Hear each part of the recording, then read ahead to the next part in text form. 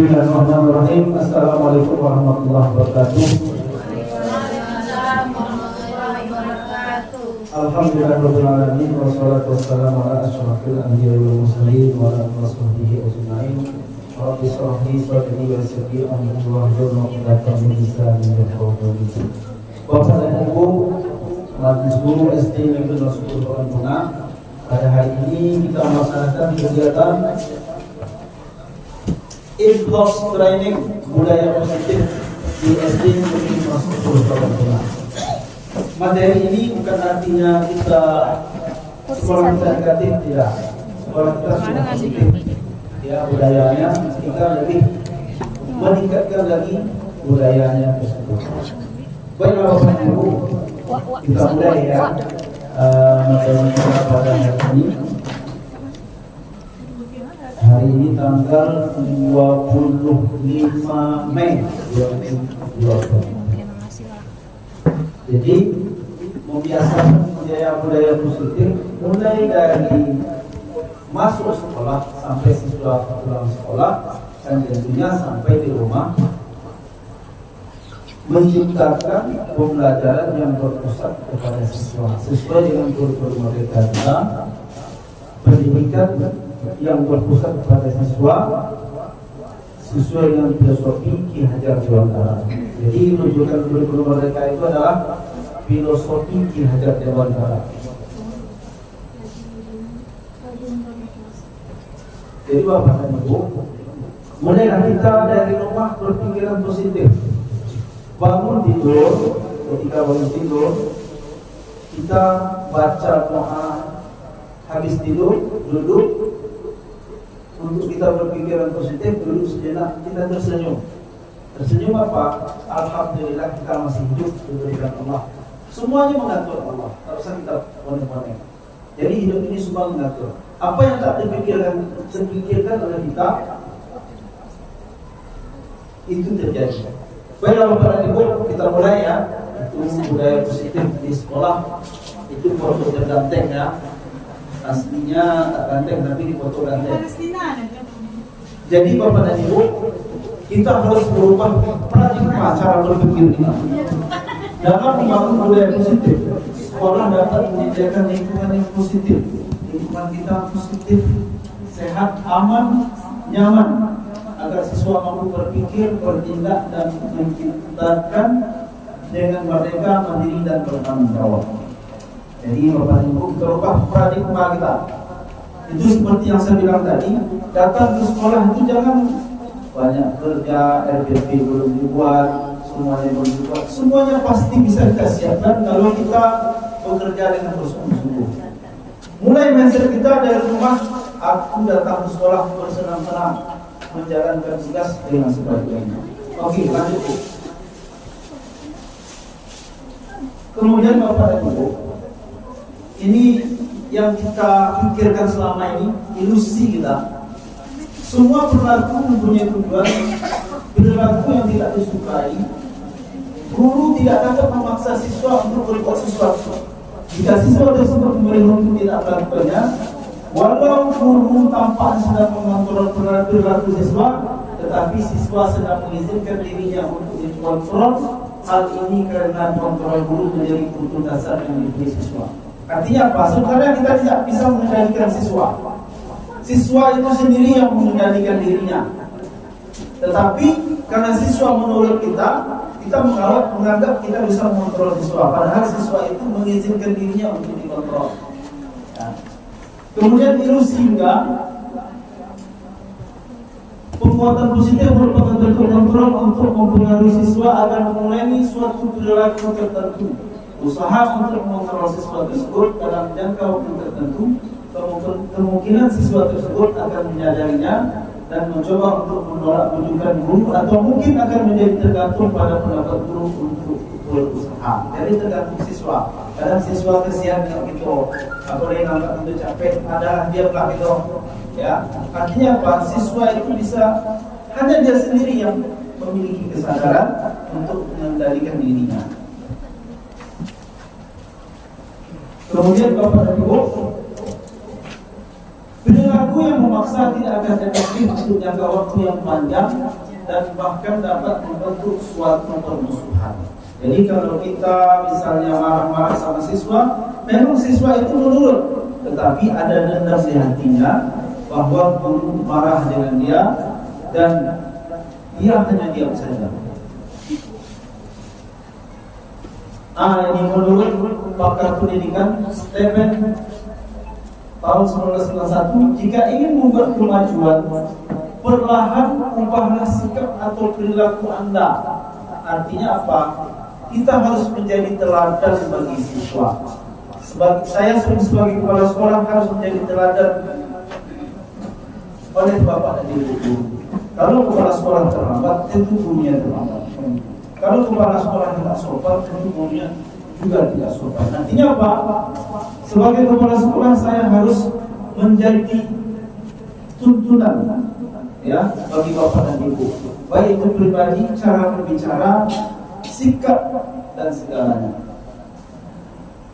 Kemudian bapak dan ibu, ini ada stimulus respon tentang berpikiran positif ya. Realita kebutuhan kita sama, teori kontrolnya kebutuhan kita berbeda ya.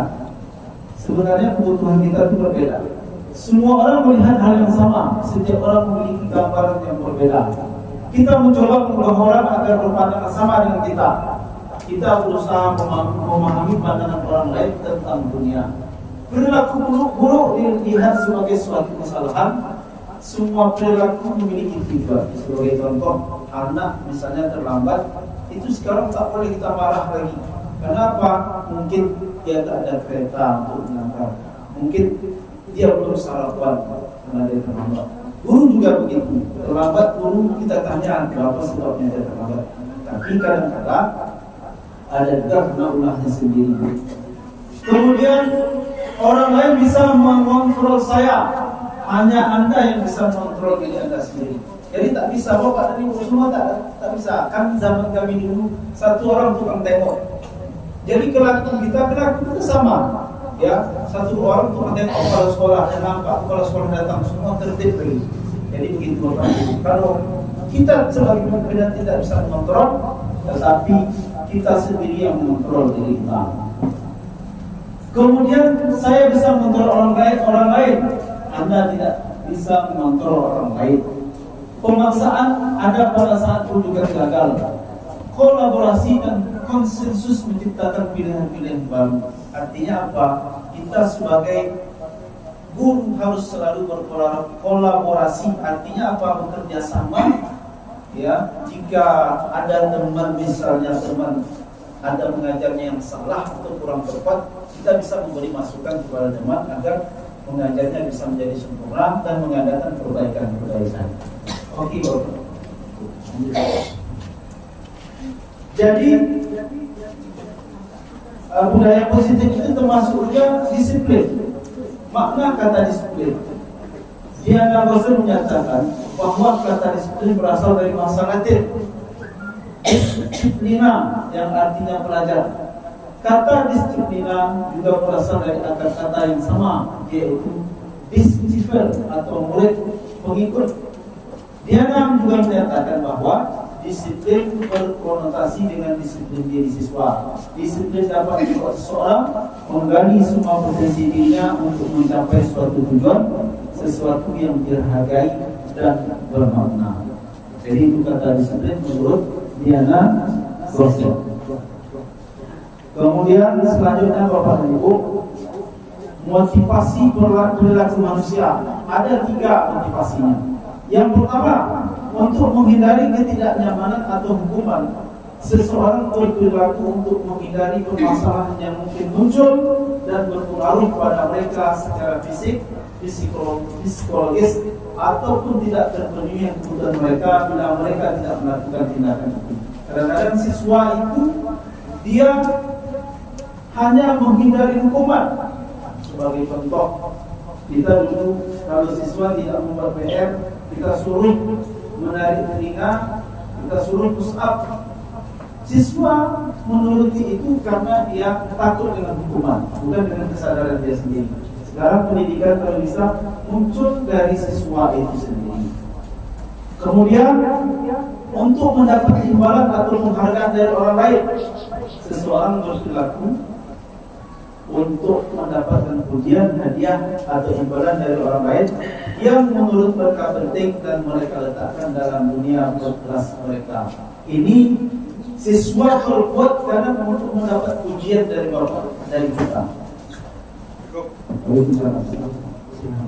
Jadi siswa itu kadang-kadang dia berbuat untuk mendapat pujian dari guru. Yang pertama tadi karena takut hukuman, yang kedua karena ingin mendapat pujian, yang ketiga menjadi orang yang mereka inginkan dan menghargai diri sendiri dengan nilai yang mereka percaya. Orang melakukan sesuatu karena nilai yang mereka yakini, hargai. Motivasi ini akan membuat orang mempunyai disiplin positif karena motivasinya bersifat internal. Yang ketiga ini dia memang berbuat untuk dirinya sendiri, dia disiplin untuk dirinya sendiri, ya, untuk melatih dirinya sendiri, untuk membentuk dirinya sendiri, bukan karena orang lain. Jadi tujuan disiplin positif adalah untuk menanamkan motivasi kepada semua siswa kita agar mereka menjadi orang yang mereka inginkan dan menghargai diri sendiri dengan nilai-nilai yang mereka percaya. Jadi disiplin itu, kalau kita sudah disiplin, artinya kita berguna untuk masyarakat. Kalau kita bekerja disiplin, dimanapun kita bekerja pasti kita disukai orang. Jadi disiplin itu untuk kita sendiri. Oke. Kemudian di dalam budaya positif di sekolah ada keyakinan kelas. Sekarang tidak aturan lagi, tidak peraturan kelas tapi keyakinan kelas. Nanti bapak dan ibu setiap kelas itu berbicara sama siswa, membuat keyakinan kelas, membuat kesepakatan kelas. Sebagai contoh, kesepakatan kelas, keyakinan sekolah, kesepakatan sekolah yang kita buat kemarin ada sekitar 15 poin kemarin yang kita rapat. Yang pertama, datang tepat waktu jam 7.15. Itu kesepakatan kita bersama. Artinya apa? Kesepakatan itu kita langgar, kita melanggarnya bersama. Sebagai contoh di dalam kelas, misalnya kita buat peraturan menghilangkan alat teman diganti. Artinya apa? Ketika siswa itu nanti pinjam, katakan penyepenan awalnya hilang, berarti dia dengan kerelaan hatinya mengganti sendiri. Dan itu kesepakatan sekolah. Ya. Keyakinan merupakan nilai-nilai kebaikan atau prinsip yang disepakati secara universal. Orang akan lebih semangat atau tergerak untuk melaksanakan keyakinannya daripada hanya mengikuti aturan. Keyakinan kelas bersifat lebih abstrak dari peraturan yang lebih rinci dan nyata. Keyakinan kelas berupa pernyataan universal. Pernyataan keyakinan kelas selalu dibuat dalam bentuk positif. Keyakinan kelas harusnya dibuat tidak terlalu banyak sehingga mudah diingat dan dipahami oleh anggota kelas. Sebagai contoh, pagi baru masuk kita berdoa bersama. Satu. Yang kedua, yang piket harus membersihkan kelas. Tidak boleh ada sampah di kelas. Itu keyakinan kita buat. Dari guru misalnya sebagai contoh, itu juga keyakinan kelas. Artinya siswa itu tidak dibayang-bayangi dengan aturan, tapi dibayang dengan apa yang disepakatinya sendiri. Jadi langkah-langkah keyakinan kelas itu yang pertama memberikan kesempatan kepada semua siswa untuk berpendapat tentang peraturan yang perlu disepakati di kelas. Ya, semua siswa diberi kesempatan. Kalau ada sama, kita perkecil. Contoh, tidak boleh terlambat. Nanti ada siswa lain tidak boleh terlambat, berarti sama. Misalnya dilarang muram di kelas. Kawan yang lain harus gembira di kelas. Itu sudah satu. Tidak usah kita tambah poinnya, disatukan saja, disederhanakan saja. Mencatat semua masukan siswa di papan tulis atau di kertas besar sehingga semua siswa bisa melihatnya. Apa yang disepakati tadi dibuat di titik tempel di kelas Menyusun keyakinan kelas sesuai prosedur pembentukan keyakinan kelas. Ubahlah kalimat negatif menjadi kalimat positif. Contoh, jangan berlari-lari di kelas, menjadi berjalanlah di kelas. Jadi kata jangannya ini tidak ada lagi. Sebenarnya kalau di dalam Al-Quran kata jangannya banyak. Ya, ada yang bertolak begini. Kalau di dalam pendidikan kata jangannya ini tak boleh lagi. Contoh, jangan berkelahi di kelas. Itu sebenarnya baik-baik di kelas ya. Orang tua ketika anak pergi sekolah jangan nakal-nakal. Sebenarnya bahasanya baik-baik di kelas ya. Kemudian meninjau kembali pendapat yang telah dicatat, kemudian mengajak siswa untuk mencari nilai kebalikan atau keyakinan yang menjadi peraturan tersebut. Contoh, berjalan di kelas, mendengarkan guru, datang tepat waktu, menjadi satu keyakinan, yaitu saling menghormati. Keyakinan-keyakinan ini kemudian jadi kata untuk disepakati. Menjadilah dia keyakinan kelas, kita langsung dalam kelas, maka bisa dibagi dengan siswa itu menjadi pedoman bagi siswa. Contoh, ini ada contohnya. Keyakinan kelas 1, setiap anggota kelas perlu belajar. Setiap anggota kelas perlu senang. Ini kelas 1. Setiap anggota kelas perlu melakukan tugas. Setiap anggota kelas perlu saling menghargai. Kemudian setiap anggota kelas perlu merasa aman. Itu contoh kelas 1. Contoh yang kelas 5, selalu bersikap positif, senantiasa menjadi diri terbaik, percaya dan menghormati orang lain, berkomitmen terhadap setiap tugas, senantiasa membantu.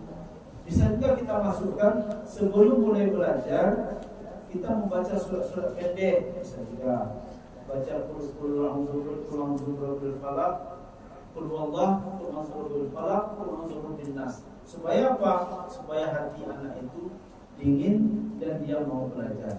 Kenapa? Malas itu juga masuk gangguan, masuk godaan syaitan. Jadi pemalas itu juga masuk godaan syaitan.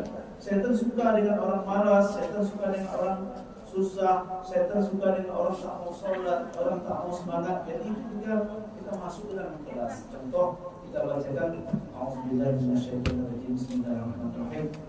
Bisa juga surat Al-Nasr supaya cerdas. Kemudian selanjutnya itu kelas 7 tak masuk kita. Ini tak jelas. Next. Guru membuat bagan yang berisi 4 kotak. Masing-masing kotak berisi dengan judul. Guru tugasnya, murid tugasnya, guru tugasnya bukan, dan murid tugasnya bukan. Jadi dibuat ini titik-titik. Guru tugasnya titik-titik apa? Kemudian murid tugasnya titik-titik apa? Guru tugasnya bukan titik-titik. Misalnya guru bukan mengumpul dan murid bukan tidak sopan misalnya. Itu masuk titik-titik itu di sini. Kemudian guru bertukar pendapat dengan 2 cara, mengajak siswa berpendapat secara individu atau membagi murid dalam 4 atau 8 kelompok, dan setiap kelompok diberikan tugas untuk bertukar pendapat tentang masing-masing tugas, bukan tugas guru atau siswa. Hasil dari tukar pendapat ditempel pada di kelas agar dapat dilihat seluruh anggota kelas. Tempel dengan kertas yang berwarna-warna. Ya, kertas yang berwarna itu kertas apa? Kertas origami. Jadi Bapak dan Ibu, sebelum kita lanjut, apakah ada yang bertanya Bapak dan Ibu? Bagi ada yang bertanya, kami persilakan untuk menunjuk tangan. Nanti kita diskusikan bersama-sama tentang budaya, terutama tadi keyakinan kelas. Keyakinan, yakin, berarti dia yakin dengan apa yang dibuatnya di kelas. Jadi apa yang kita buat ini nanti kita buat di kelas. Ya, siswa diajak berbicara, siswa diajak berkomunikasi, ya, sehingga apa-apa yang terpandang, apa-apa yang bisa disampaikannya bisa ditulis menjadi keyakinan kelas atau kesepakatan kelas. Ini contoh surah pendapatnya. Guru tugasnya mengajar, mendidik, menjawab pertanyaan, memberi nilai, mengatur kelas, menegakkan peraturan kelas sekolah, menjalankan keyakinan kelas, peduli terhadap semua murid, Kemudian murid tugasnya belajar, mencoba, menghasilkan yang terbaik dari diri, bertanya jika tidak paham, mengikuti peraturan, menjalankan keyakinan kelas, mendengarkan, memeriksa tugas kembali. Guru tugasnya bukan menyakiti atau disakiti, memaksa kamu untuk belajar, ya, merupakan barang-barang, merapikan barang-barang murid, menyiapkan makanan atau barang alat tulis. Guru tugasnya bukan menyakiti atau disakiti. Nah, dia juga tidak boleh disakiti.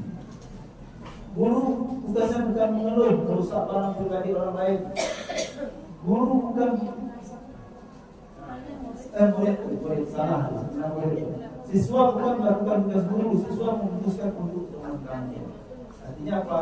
Dibuat di kelas-kelas itu. Ini kalau kita lakukan, maka kelas-kelas jenjang kita penuhlah dengan apa siswa. Sebagai contoh, permisi untuk ojek, bagaimana kan? Pak, ojek Pak, nah, itu juga berubah. Ya, kadang-kadang siswa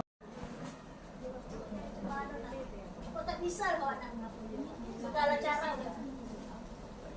Jadi siswa itu memiliki kepribadian yang unik. Jadi setiap orang pribadinya lain-lain. Siswa ini lain, siswa ini lain, siswa ini lain. Makanya di dalam kurikulum merdeka, kalau kita sudah berjalan di kurikulum merdeka, tugas siswa itu tidak sama lagi. Artinya siswa yang di bawah itu lain tugas yang kita kasih. Tidak bisa sama dengan murid yang sama. Kadang memang ada kelainan dari siswa dan juga ada faktor-faktor penyebabnya di rumah. Kita butuh menyelami siswa itu, kemudian mengajak dia dengan cara yang baik, dengan sentuhan, bukan sentuh tangan, tapi dengan kata-kata yang menyentuh oleh siswa sehingga dia bisa berubah. Kita tetap berusaha untuk menjadikan siswa itu, ya, menjadikan siswa itu sebagai murid, sebagai siswa kita di kelas, dan kita juga berusaha untuk apa yang dibutuhkannya. Sebagai contoh, belum tahu membaca, guru harus berusaha untuk mengajar dia membaca. Ya, kemungkinan ada juga salah dari siswa tersebut, atau mungkin di keluarganya, pasti ada penyebabnya. Jadi penyebab itu harus kita cari dan kita cari solusinya, Bapak dan Ibu. Jadi siswa itu sebagai contoh, dia di dalam kelas asik memukul bangku atau memukul meja. Mungkin boleh jadi dia nanti ingin menjadi pemain musik. Jadi itu sebagai contoh. Jadi setiap siswa yang memiliki kepribadian yang unik, ya, dan tidak bisa kita memaksa. Ya. Sama dengan hidayah, kita cuma bisa kita menasihati saja, tetapi akhirnya siswa itu sendirilah yang bisa berubah. Tetapi usaha kita jangan putus, tetap kita menjalankan sesuai dengan peraturan-peraturan yang berlaku. Kemudian dalam keyakinan kelas terjadi pelanggaran, ada sanksi hukuman atau restitusi. Ya, ada hukuman, sanksi atau restitusi. Hukuman merupakan identitas gagal dan disiplin, merupakan identitas berhasil. Lebih jelas membaca tabel di bawah ini.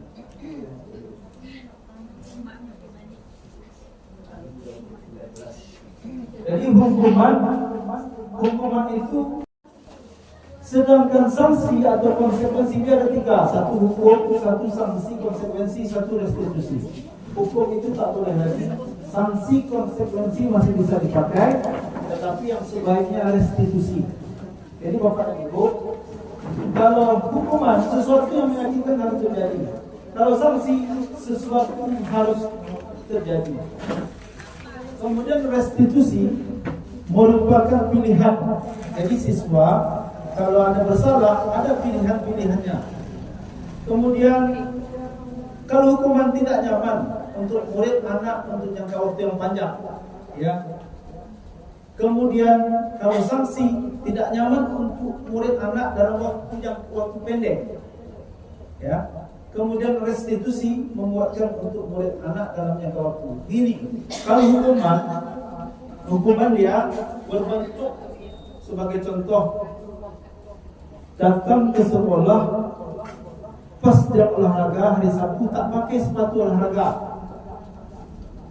Itu misalnya siswa pulang, kita hukum dia pulang, atau kita hukum dia lari sampai 10 kali di lapangan, itu nama hukuman. Sedangkan sanksi itu, konsekuensi itu sudah kesepakatan. Tetapi restitusi dia lebih mempelajari, mengajarkan, ya. Sebagai contoh, misalnya siswa tak datang, kita kasih tugas ini. Siswa terlambat setengah jam, kan kalau hukuman disuruh pulang karena dah lambat. Kalau konsekuensi, misalnya disuruh mengutip sampah, tetapi kalau restitusi kita kasih tugas supaya anak itu lebih cerdas lagi. Jadi itu bedanya. Sanksi atau konsekuensi masih bisa dipakai, hukuman tak bisa dipakai. Sanksi, konsekuensi dipakai, restitusi itu di atas lebih bagus lagi, memberikan solusi, mengajarkan kepada siswa, sehingga setelah restitusi itu diberikan, maka siswa itu semakin ada peningkatan di dalam belajar, ada pelajaran di dalam restitusi itu. Sebagai contoh, hukuman sistem tidak akan berjalan bila murid tidak takut. Kalau tak takut murid, apalah pukul sakit nak gitu. Kalau sanksi memerlukan monitoring dan supervisi terus-menerus, restitusi murid belajar bertanggung jawab untuk pilihannya. Jadi disuruh dia memilih-milih sehingga pilihan dia itu bisa dia menjadi bertanggung jawab dan ada hasilnya. Nanti dijelaskan di Ningsih lebih dalam apa nama restitusi, apa nama hukuman, apa sanksi, apa restitusi, itu bidang dia tuh. Ningsih menjelaskan itu sangat rinci, dia menjelaskan itu hukuman apa, sanksi apa, restitusi apa. Lanjut. Jadi hukuman bersifat tiba-tiba atau tidak terencana. Kadang-kadang ponen timbul ponen awak di kelas tu. Sakit betul hati awak, ada masalah, kita dompak mudah, kita cubit biu. Sebagai contoh yang pernah kita buat beberapa tahun yang lalu. Siswa tidak tahu apa yang terjadi dan tidak dilibatkan. Tidak dilibatkan dia di dalam membuat peraturan tadi, membuat hukuman tadi.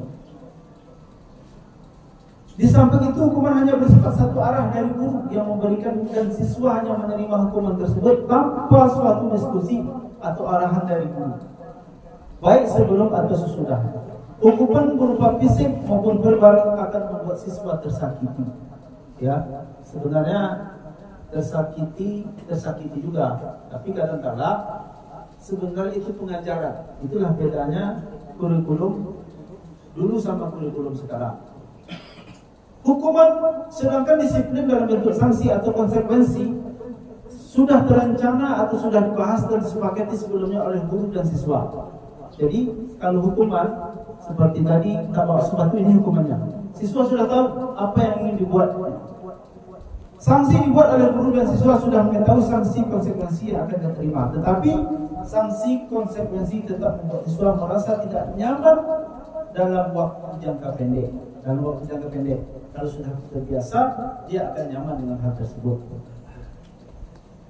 Lanjut, restitusi. Dihukum oleh penghargaan sama halnya dengan hukuman. Ternyata penghargaan juga seperti menghukum seseorang. Berikut adalah pengaruh buruk penghargaan terhadap anak menurut Khon. Artinya di sini, itulah makanya memberikan hadiah juara itu apa yang lagi, Bapak dan Ibu. Jadi mulai ini tak bisa lagi. Kenapa? Anak-anak yang tak dapat hadiah itu merasa kecewa. Ya, begitulah aturan kurikulum merdeka itu. Jadi mengasihkan siswa juara itu, kalau mau kasih semua satu kelas itu. Jadi karena itu bisa membuat siswa yang lain merasa dirinya tidak diperhatikan, tersakiti di dalam kurikulum merdeka ini. Memberikan pengaruh jangka pendek dan jangka panjang. Penghargaan diberi untuk seseorang melakukan sesuatu dalam jangka waktu pendek. Jika terlalu sering menggunakan penghargaan, maka orang tersebut akan berpasti internalnya. Kadang siswa mau supaya dia dapat hadiah, ya. Nah, bagi kita sebenarnya motivasi. Kita belum menghilangkan itu. Sampai semester kemarin kita masih membagikan hadiah, ya. Kemudian penghargaan tidak efektif. Penghargaan merupakan suatu benda atau peristiwa yang diinginkan yang dibuat dengan suatu syarat tertentu. Penghargaan diperoleh jika melakukan hal yang disyaratkan. Jika tidak mendapatkan penghargaan yang diharapkan, maka akan timbul rasa kecewa dan berkecil hati, dan kemungkinan dalam waktu tidak akan berusaha sekeras sebelumnya. Ini saya pengalaman Bapak Ibu. Waktu SMP ada seorang guru, tidak boleh disebutkan namanya. Dia hanya sayang sama siswa yang juara saja. Juara 1, juara 2, juara 3. Sedangkan yang ranking 4 yang lain tidak diperhatikan. Saya mendengar waktu kena ujian, dia bilang, kau ada dah, jangan kau. Saya dengar. Jadi saya merasa, tak ada adik jawab dulu. Jadi kadang-kadang ada juga begitu. Jadi Bapak dan Ibu, kalau kita perhatian di kelas itu perhatian semuanya. Jangan pada anak yang pandai saja, yang pintar saja. Lanjut. Penghargaan merusak hubungan. Ketika seseorang diberikan penghargaan, maka akan timbul rasa iri dari orang yang tidak menyukainya. Jika guru sering memberikan penghargaan kepada siswanya, maka kemungkinan siswanya termotivasi hanya untuk menyenangkan gurunya. Persaingan juga menimbulkan persaingan di dalam kelas dan berujung pada kecemasan. Bagi yang percaya bahwa mereka tidak akan mendapat kesempatan untuk mendapat penghargaan, maka akan berhenti mencoba. Nah, jadi itu sebenarnya pertimbangan bagi anak-anak kita. Kemudian penghargaan mengurangi ketepatan. Penghargaan menghukum mereka yang tidak mendapat penghargaan. Penghargaan dan menghukum adalah hal yang sama karena keduanya berusaha mengendalikan perilaku seseorang. Pada dasarnya, setiap orang tidak suka dikendalikan dalam jangka waktu lama. Sebenarnya kita tidak bisa dikendalikan, diatur-atur, kepala sekolah mengatur-atur awak, tak bisa. Cuman bekerja sama, berkolaborasi bersama untuk kemajuan sekolahnya. Jadi itulah alasan maka penghargaan tidak bisa. Memang kita belum bisa kita untuk berubah itu. Sampai semester kemarin kita masih memberikan penghargaan kepada siswa. Sementara dari kelas 1 sampai kelas 6 tidak boleh lagi memberikan hadiah kepada siswa untuk juara. Ya, tak boleh lagi. Kenapa? Takut siswa-siswa yang tak juara merasa bersalah. Seperti hadulahna majabuna. Tak tahu kesian sama ibu doh. Akhirnya siswa itu diam, ya, karena dia kesian sama gurunya. Ibu hati dia. Itu membuat rasa bersalah. Itu politik kita sebagai guru. Berarti bapak dah mengajar, bapak belum sarapan nih. Kesianlah sama bapak. Nah, itu kalau negara Tuhan sakit ke bapak. Itu. Kemudian sebagai teman, bisa kita siswa itu sebagai teman biasa. Ya, sama dengan kadang-kadang itu mainnya macam biasa gitu. Nah, sebagai teman. Yang ketiga, monitor atau memantau. Contoh, itu mana apa batas pelajaran, mana absen, ya, mana program sebagai contoh. Itu memantau. Ada pakai jadwal monitor. Tanggal sekian antar RPP, tanggal sekian antar batas pelajaran, tanggal sekian daftarnya juga dipantau. Itu sebagai memantau. Sebagai siswa gitu juga kita memantau siswa satu-satu, monitor siswa yang mengumpulkan ini sehingga nanti ada nilai di situ. Kemudian sebagai manajer, kita sebagai manajer kalau sudah bisa kita menguasai kelas itu, kita tinggal suruh anak ini sebagai kepala sekolah atau pimpinan juga sebagai manajer di sekolahnya. Kita lanjutkan Bapak dan Ibu. Posisi kontrol restitusi. Nah, ini restitusi. Murid berkata, saya tidak peduli, maafkan saya pikir Bapak Ibu teman saya akan dapat berapa bintang kalau melakukan hal tersebut. Jika sudah melakukan tersebut, saya akan mendapatkan apa? Bagaimana caranya agar saya bisa memperbaiki keadaan ini? Saya akan memperbaiki masalah ini dengan titik-titik. Itu restitusi. Restitusi itu lebih pada perbaikan. Dampak pada murid,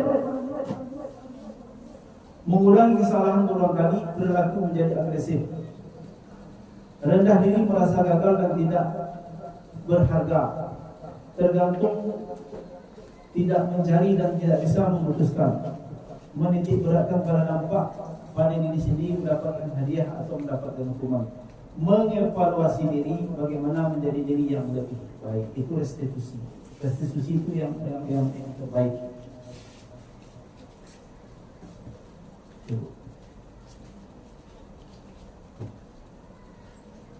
Merupakan proses menciptakan kondisi bagi siswa untuk memperbaiki kesalahan mereka sehingga mereka bisa kembali kepada kelompoknya dengan karakter yang lebih kuat. Restitusi dapat membantu siswa menjadi lebih mempunyai tujuan, disiplin positif dan memulihkan dirinya ketika berbuat kesalahan.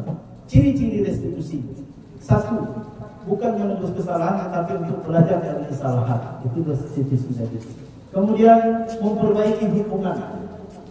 Kemudian adalah tawaran, bukan paksaan. Ya. Menuntut untuk melihat ke dalam diri, jadi menuntut. Kita sebagai guru menuntut siswa, bukan menuntut. Ya. Kalau menuntut, kita harus ada, kamu harus menyiapkan ini. Ya. Tetapi bahasanya sekarang menuntut. Contoh, ke Pekanbaru, ya, ke rumah kos, dia tak tahu alamat. Kita tunjukkan alamatnya, kita tunjuk jalannya. Kalau perlu kita ikut sama, menuntut dia sampai. Artinya apa? Tujuan ke Pekanbaru itu cita-cita. Jadi kita sama siswa menanamkan kepada siswa, kita menuntun dia apa kompetensi dia, apa kemampuan dia untuk mencapai cita-citanya masa depan, agar dia berguna bagi masyarakat, berharga bagi masyarakat, gembira dia besok setelah dia dewasa, berguna bagi masyarakat, ya, tidak menjadi sampah masyarakat. Kita tuntun dia, Bapak dan Ibu. Dengan cara apa? Tentu kita harus menjadi teladan. Inilah Bapak dan Ibu. Menjadi teladan inilah. Setelah saya baca, apakah saya kepala sekolah sudah menjadi teladan bagi Bapak dan Ibu guru? Belum, jauh. Artinya apa? Harus mengubah hal tersebut sehingga menjadi teladan. Ya. Oh, Pak Robis itu suruh disiplin sementara dia terlambat. Itulah yang saya usahakan. Kita harus berkorban untuk kemajuan sekolah kita. Artinya bukan untuk di dalam kurikulum mereka lebih kepada keikhlasan. Guru adalah petani di dalam kurikulum mereka. Apa itu petani? Petani menanam padi, mencari tanah yang baik, kemudian padi itu tumbuh, dijaga dengan subur, ya, dipupuk, dikasih pupuk yang bagus, dijaga sampai padi itu panen. Jadi sampai siswa itu nanti dari SD, siswa itu berhasil SD, berhasil SMP, berhasil SMA, sehingga di sekolah menjadi orang yang berguna. Itulah tugas kita sebagai seorang guru. Jadi guru itu sama dengan petani. Ya, dia harus memupuk, menyiram tanaman tersebut, menjaganya. Kalau ada katakan hama, kita buang hama tersebut. Ada burung datang mengganggu, kita buang hama-hama tersebut, sehingga siswa menjadi siswa yang berguna untuk masa yang akan datang. Jadi ini bukan hanya bisa kita gunakan di sekolah saja, bisa kita gunakan untuk anak-anak kita di rumah. Ya. Sifatnya kita tidak memaksa, tapi memberikan gambaran yang akan datang. Kalau juga ikut yang terjadi pada kalian. Kalau juga ikut yang terjadi pada kalian. Kita cukup memberikan itu dan menjadi tuntunan kepada anak-anak. Saya rasa banyak yang harus kita berbuat ikhlasan dalam hati, maka timbullah kegembiraan di sekolah, menciptakan suasana yang menyenangkan bagi siswa, menciptakan suasana belajar yang menyenangkan, menarik, inovatif, ya, kreatif, sehingga siswa menjadi cerdas dan tentunya sesuai dengan kemampuan siswa. Siswa kemampuannya semuanya tak sama, ya. Tapi siswa itu pribadi unik. Contoh kita di sekolah, saya sepintar apapun takkan bisa memimpin tanpa bekerja sama dengan Bapak dan Ibu, tanpa berkolaborasi dengan Bapak dan Ibu. Tidak akan bisa. Sepintar apapun orang tidak akan bisa. Kalau bodoh, ya kepala sekolah bisa bodoh tak pintar, tapi bekerja sama dengan bapak dan ibu bisa menjadi pintar.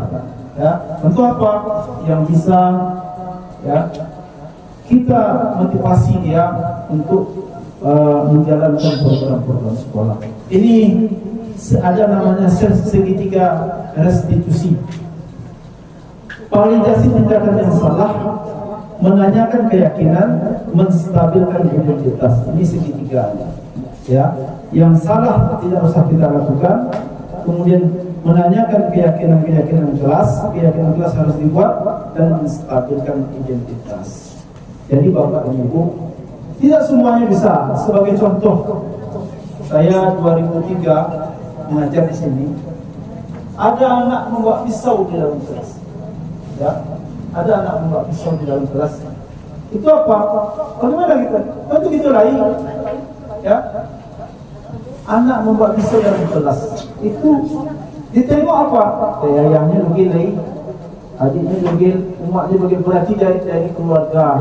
Berarti lingkungan yang menyebabkan dia menjadi seperti itu. Bapak dan ibu, coba tengok video apa? Video apa dulu? Enggak.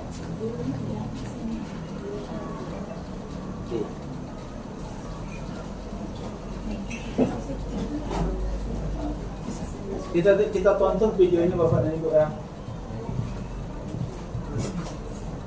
Itu tadi apa? Kebutuhan dasar manusia.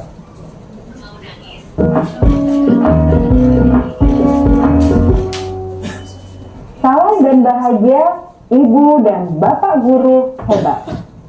Untuk membangun budaya sekolah yang positif dengan lingkungan yang aman dan mendukung murid untuk menjadi pribadi yang berdaya, seimbang, dan bahagia, salah satu upaya yang dapat dilakukan oleh guru adalah memahami kebutuhan dasar yang mendasari perilaku murid.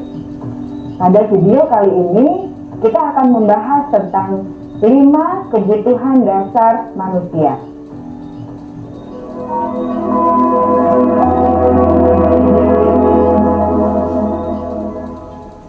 Ki Hajar Dewantara dalam salah satu kutipannya menyatakan, kita ambil contoh perbandingannya dengan hidup tumbuh-tumbuhan. Seorang petani dalam hakikatnya sama kewajibannya dengan seorang pendidik yang menanam padi misalnya. Hanya dapat menuntun tumbuhnya padi. Ia dapat memperbaiki kondisi tanah, memelihara tanaman padi, memberi pupuk dan air, membasmi ulat-ulat atau jamur-jamur yang mengganggu hidup tanaman padi, dan lain sebagainya. Ketika guru memahami kebutuhan apa yang mendasari perilaku murid, dan guru berusaha menuntun dan mendukung murid dalam memenuhi kebutuhannya secara positif, pada hakikatnya guru tersebut ibarat seorang petani yang sedang berusaha memahami kebutuhan masing-masing tanaman, dan ia berusaha memenuhi kebutuhan tanaman tersebut agar dapat tumbuh dengan subur dan maksimal. Orang psikiater dari Amerika Serikat menyatakan bahwa seluruh tindakan manusia memiliki tujuan tertentu untuk memenuhi kebutuhan dasar.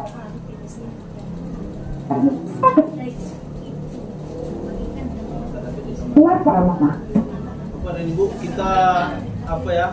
Sebentar ya. Sedikit sebentar. Jadi semuanya.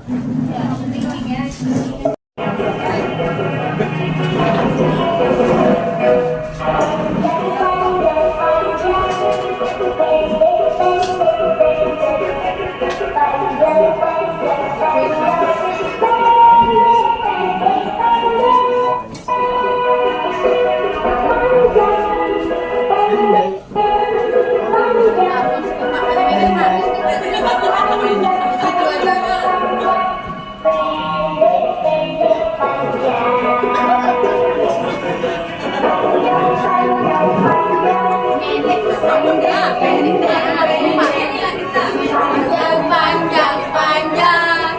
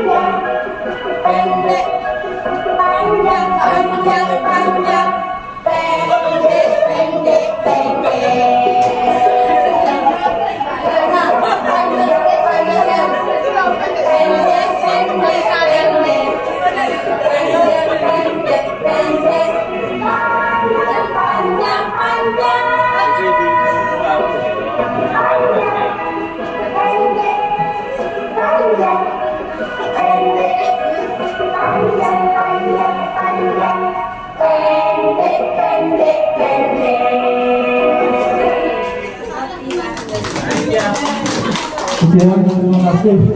Kita lanjutkan Ibu Robiatul Muslim. Ya, berikutnya Ibu Robiatul Muslim.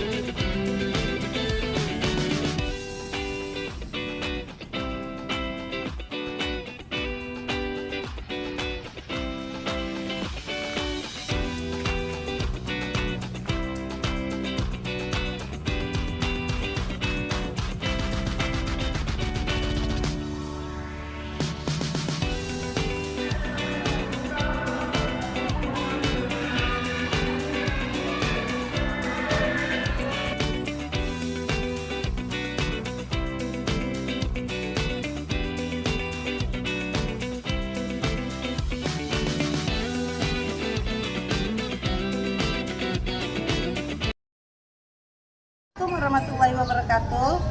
Saya Sri Rahayu. Saya adalah guru SD Negeri 010 Bagankuna. Tadi Pak Robisra menyampaikan bahwa disiplin positif itu kalau bisa kita terapkan di sekolah, bukan hanya murid tetapi juga guru. Karena disiplin positif sangat penting untuk kemajuan sekolah kita, agar pendidikan di sekolah kita semakin maju, dan motivasi belajar siswa itu harusnya dari diri sendiri. Jadi apa yang disampaikan Pak Robisra tadi akan kami terapkan, insya Allah akan kami terapkan di sekolah. Kami akan menerapkan itu mulai dari diri sendiri nanti sampailah ke murid-murid kami di sekolah.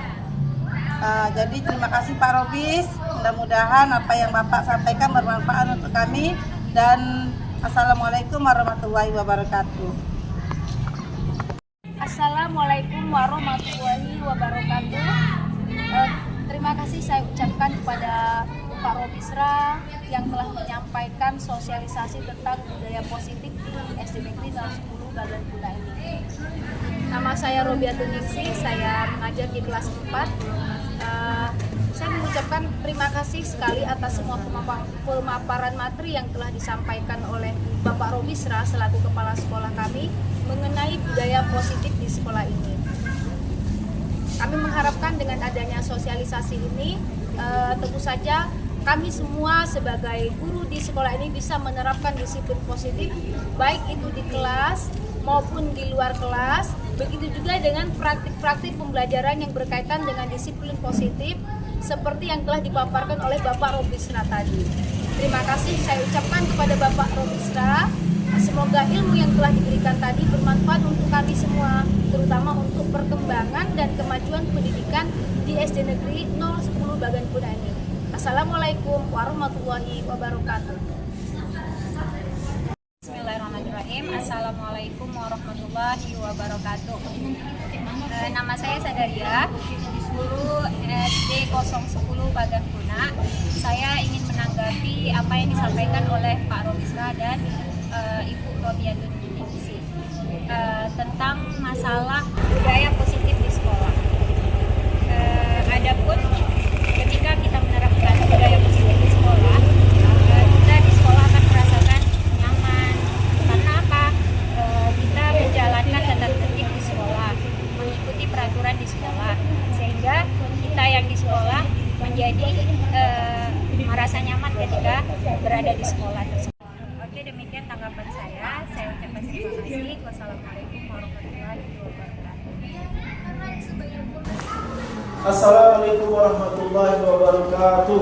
Waalaikumsalam warahmatullahi wabarakatuh. Apa kabar semuanya? Alhamdulillah, luar biasa. Oke, yes, menuntunkan Allahu Akbar. Kita sekarang mengapa di sekolah?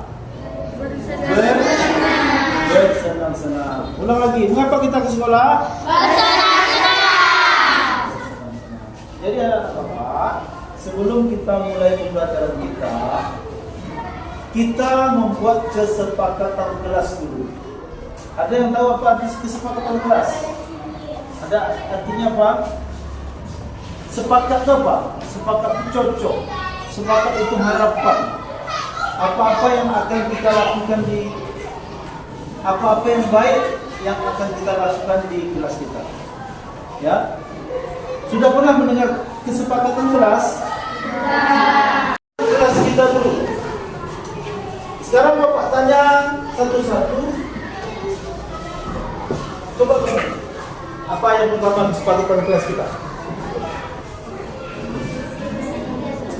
Hah? Disiplin.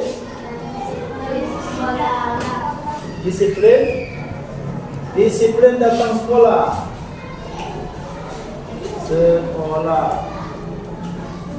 Coba Bapak ini agak besar suaranya.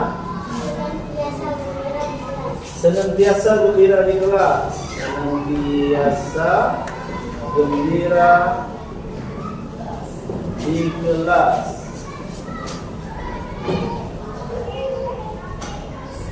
Yang ketiga, kamu sopan santun di kelas. Sopan santun di kelas. Ada lagi yang mau menambahkan? Saling menghargai pendapat teman. Saling menghargai pendapat teman. Ini namanya kesepakatan kelas ya. Kesepakatan kelas. Lima. Dan bisa lagi. Membuang sampah pada tempatnya. Pintar. Membuang sampah.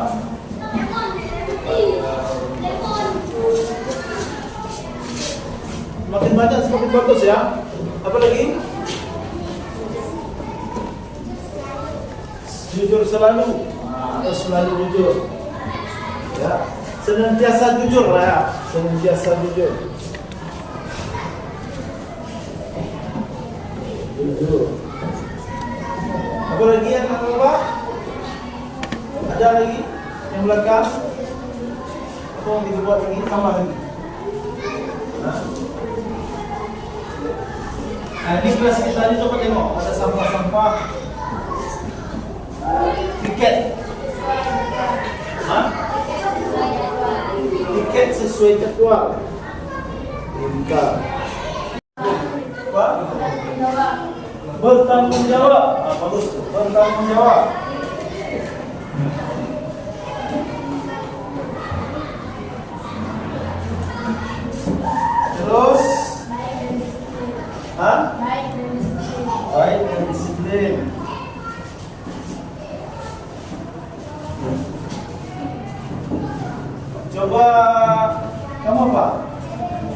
Percaya diri. Mantap. Ini percaya diri, Pak. Paling penting, percaya diri. Ada lagi? Coba kesepakatan kita. Nah. Menghargai guru menjelaskan. Jelas, menghargai guru menjelaskan.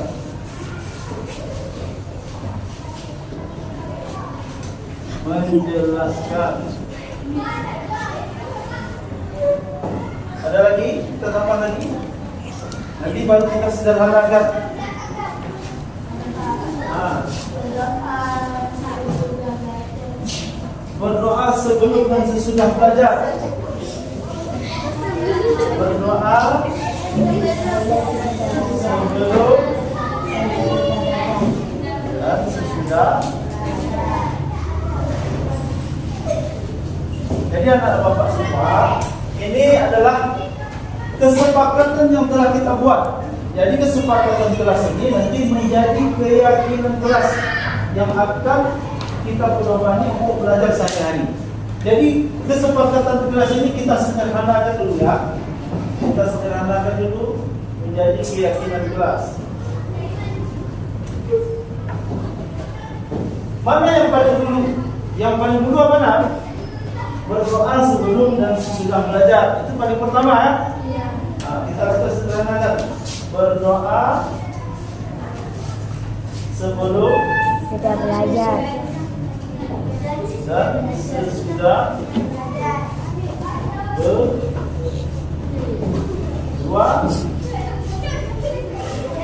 Disiplin. Sekolah. Disiplin.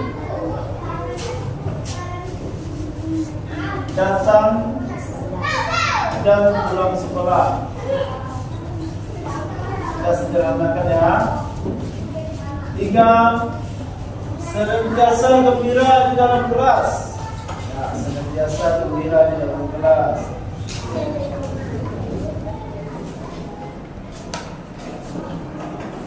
Sopan santun di dalam kelas. Sopan santun ini sama. Ya. Sopan santun di dalam kelas. Sopan santun di dalam.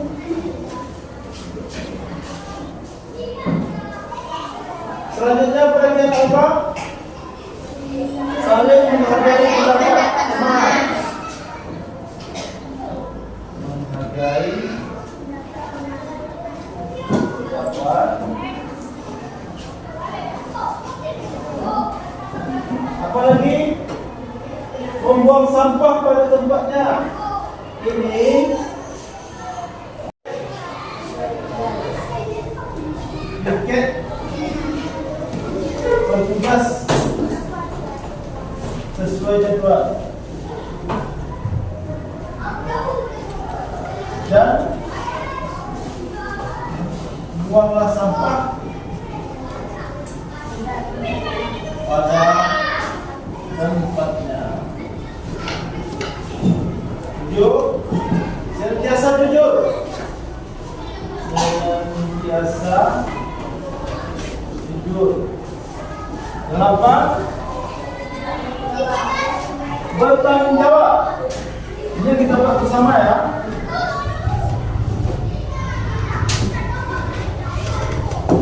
9. Percaya diri. Jangan ada yang merogoh dalam kelas ini. 10. Menghargai guru menjelaskan di sama. Saling menghargai sama. Kita tambah saling menghargai teman dan guru. Dengan teman dan guru. Saling menghargai dengan teman dan guru. Kemudian berdoa sudah. Jadi dari 12 tadi menjadi 9. Jadi anak bapak semua, inilah yang akan kita pedomani di dalam kita belajar. Sebagai contoh, yang pertama kita berdoa, coba baca sama-sama. Berdoa sebelum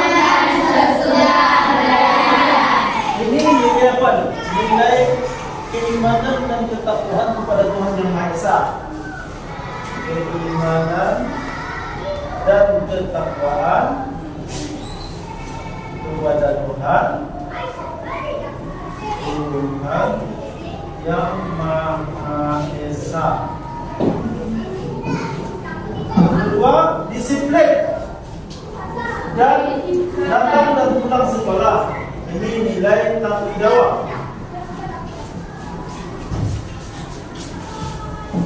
Tiga, senantiasa gembira di dalam kelas. Ini nilai apa nih? Nilai gotong royong.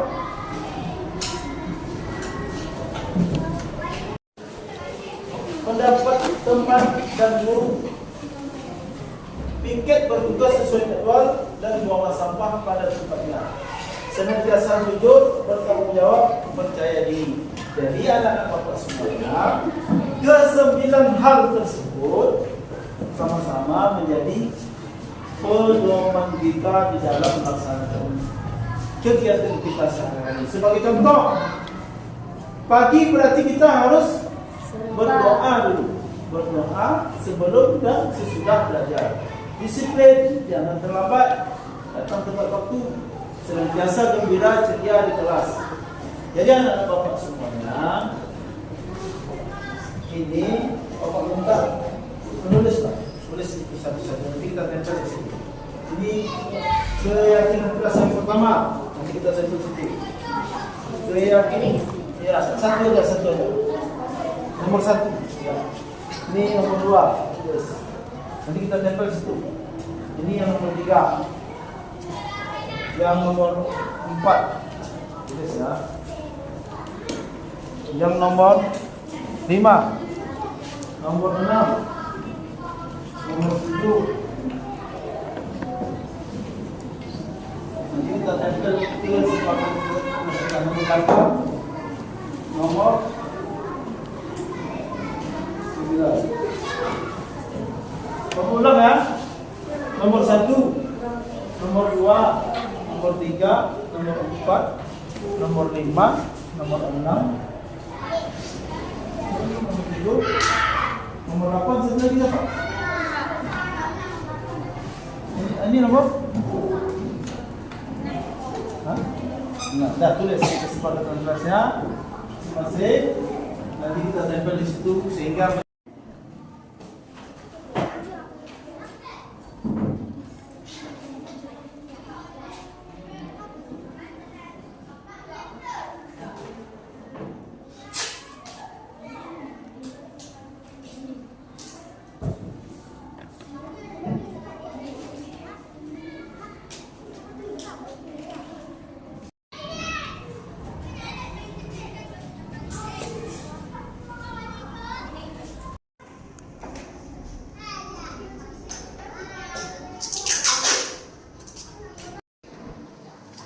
siap, kita tempel ke depan. Jadi ada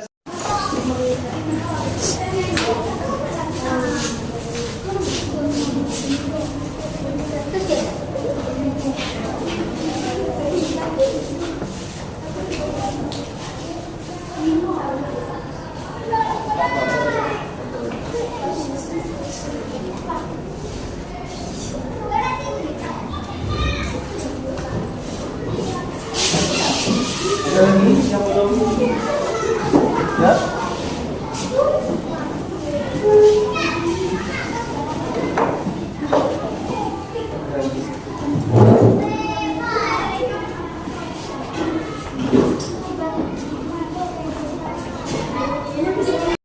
Kita sedang mempunyai 9 kesepakatan kelas dan ada 1 ketua kelas. Nanti tolong kalau ada teman yang melanggar kesepakatan kelas, diingatkan. Contoh, ada teman kita terlambat, berarti dia telah melanggar kesepakatan kelas yang disiplin datang ke sekolah. Ya, kalau ada teman kita yang kurang tidak gembira dalam belajar, berarti dia melanggar kesepakatan senantiasa gembira dalam kelas.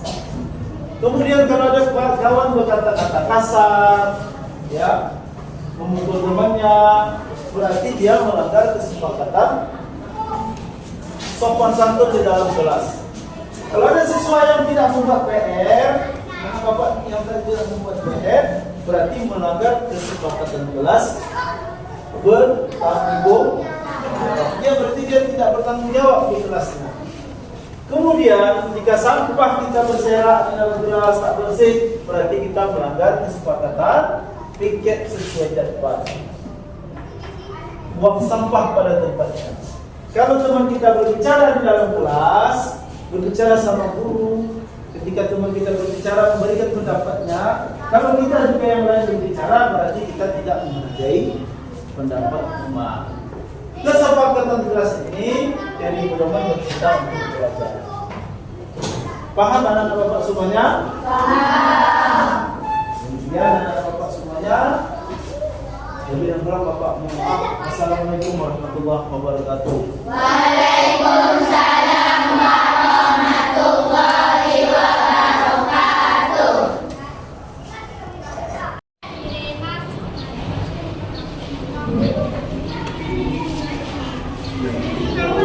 Terima kasih anak-anak bapak semuanya.